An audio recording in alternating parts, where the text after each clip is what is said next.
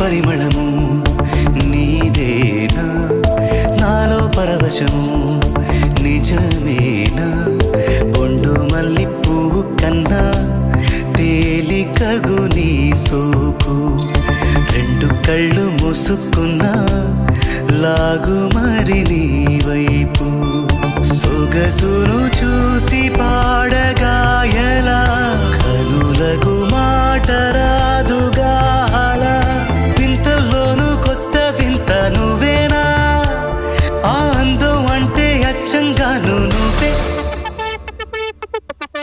ఏ చిలిపి కళ్ళు